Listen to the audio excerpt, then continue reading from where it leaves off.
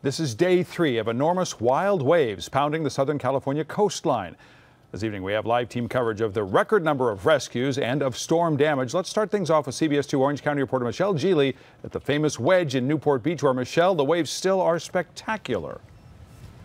Kent, they sure are. On big surf days, as the work day ends, the crowd here at the Wedge tends to get larger, and that's exactly what's happening now at 5 o'clock.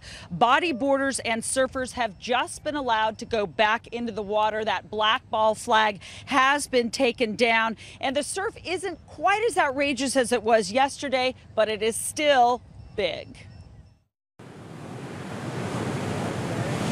The Wedge is still the destination for those wanting to ride or watch some of the most impressive waves of the decade. Of course, it's all over the news about the big waves that are happening here in Newport Beach, so kind of amazing to see those huge waves. You don't see that very often, so especially not around here.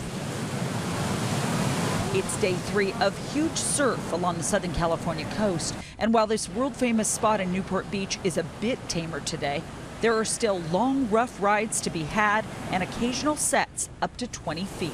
Pretty crazy. I'm amazed that there's that many people out there in the water right now. Yeah, it's pretty scary. What do you guys think? It's really scary. A lot of people look like they're getting hurt out there. A drop over the falls can feel like you're hitting cement. There have been no injuries yet at the Wedge today, but there's still 3 hours of good waves left. Come get your ice cold water. There's always money to be made where the crowds are. Well, we are out of water right now, and we're running low on soda, but we're getting more.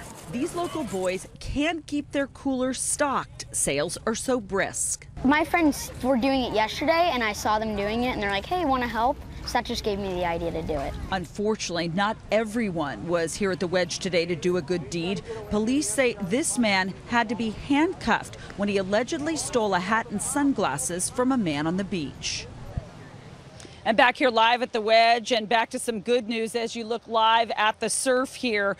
Those boys who set up shop at the entrance to the Wedge, well, they tell me they have counted their money and they made a whopping $1,000. Another bit of wonderful news coming out of that story is the fact that they plan to donate half, approximately $500, to the Ben Carlson Memorial Scholarship Fund. He is the lifeguard you might remember here in Newport Beach who died in the line of duty last month while saving a swimmer. That's the very latest live at the world famous Wedge. I'm Michelle Geely. Back to you.